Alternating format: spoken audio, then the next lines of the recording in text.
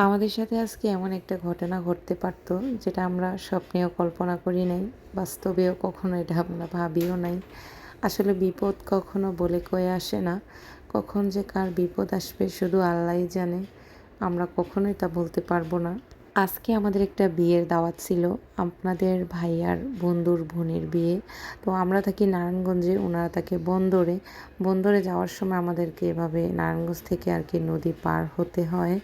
এই শীতলক্ষ্যা নদীতে কিন্তু অনেক দুর্ঘটনা ঘটে থাকে, সেটা আপনারা সবাই জানেন। আমি যখনই এই শীতলক্ষ্যা নদীতে যাই, মানে এপার থেকে ওপারে যাই, আমার যাওয়া হয় না, এই নিয়ে দুবার যাওয়া হয়। আমি খুব ভয়ে থাকি, আমার এত ভয় লাগে কি বলবো। মানে আমার বারবার মনে পড়ে যায় ওই দুর্ঘটনার কথা। আমি অনেক নিউজ দেখছি, এখানে অনেক দুর্ঘটনা ঘটে ট্রলারের সাথে। আজকে আমাদের সাথে এরকম কিছু হইতো। আমাদের নৌকাটা মাঝ বরাবর ছিল, সামনে পিছনে অনেকগুলো ট্রলার আসা যাওয়া করতেছে, আপনারা দেখতেই পারবেন একটু পর ভিডিওতে। আমি রিয়েল মানে ভিডিওটা দিতে পারিনি, কারণ আমার মানে যে কথাবার্তা বলছিলাম না, ওইগুলো মানিয়ে দেওয়া যাবে না, এই জন্য আমি খুব ভয় পাইছিলাম। আমরা ছিলাম 4 জন, আমি, আমার 2টা বাচ্চা, আমার হাজব্যান্ড, আর ওনার একটা বন্ধু ছিল, আপনাদের ভাইয়ার বন্ধু ছিল একজন। তো 5 জন ছিলাম আর কি আমরা মোট। কিন্তু আমার তারপরও এত ভয় লাগছিল, দেখেন আমার ছেলে দাঁড়ায় আছে, ওর থেকে আমি বেশি ভয় পাইতেছি, আমার মেয়েও কিন্তু খুব ভয় পাইতেছে। আমি কিন্তু সবসময় লঞ্চে যাওয়া আসা করি গ্রামের বাড়িতে। তো আমার এতটা ভয় লাগে না, কারণ লঞ্চ তো অনেক বড়। আর এরকম ছোটোখাটো নৌকাগুলো না একটা ধাক্কা খেলেই ডাইবা যায়, তখন আমার খুব মানে বাচ্চা কাচ্চা নিয়ে আমার খুব ভয় করে। তো আপনাদের ভাইয়ার বন্ধু বলতেছে, ভাবি আপনি যখন বাড়িতে যান তখন ভয় পান না, লঞ্চ দিয়ে যান। তখন আমি বলতেছি যে লঞ্চ তো অনেক বড়, কেন ভয় পাবো। তাই আপনাদের ভাইয়া হাসতেছে আর বলতেছে, আরে ভয় পাইবো না, ওইখানে তো অনেক মানুষ, চিন্তা করে মরলে সবাই একসাথে মরবো, আর বাঁচলে সবাই একসাথে বাঁচবো। আসলে বিষয়টা কিন্তু এরকমই, আমার ওইখানে একদমই ভয় লাগে না, কিন্তু এই ছোটোখাটো নৌকা উঠলে আমার খুব ভয় লাগে। আর এখন দেখতেই পারবেন এদিক দিয়ে ওই দিক দিয়ে দুই দিক দিয়ে কীরকমভাবে ট্রলারগুলো আসতে থাকে। আর এই শীতলক্ষ্যা নদীতেই কেন জানি না বেশিরভাগ দুর্ঘটনা ঘটে, আমার এটা মাথায় ধরে না কেন এখানে এত দুর্ঘটনা ঘটে।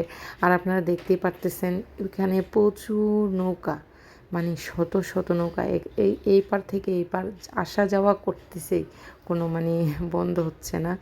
এই দেখেন, এটা হলো বালুর বালুর ট্রলার আর কি, ট্রলার না কি বলে আমি জানি না, তা নামও জানি না, আমি যদি ভুল হয়ে থাকে আপনারা বলবেন।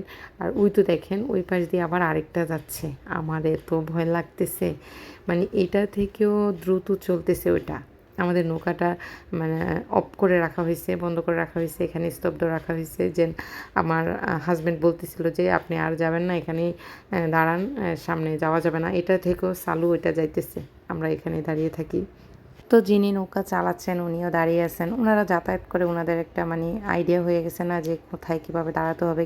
কিন্তু কিছু কিছু যারা নৌকা চালায়, কিছু কিছু লোক আছে ওনাদের কোনো আইডিয়া নাই, হুটহাট করে ঢুকে যায় আর হয়তো ওই দুর্ঘটনা ঘটে। যাই হোক, এ তো দেখতে পাচ্ছেন ওই পাশ দিয়েও যাচ্ছে, এই পাশ দিয়েও যাচ্ছে, আমরা কিন্তু মাঝখানে আছি। এখন বলেন তো কেমন লাগে এই জায়গায় যদি আপনি থাকবেন।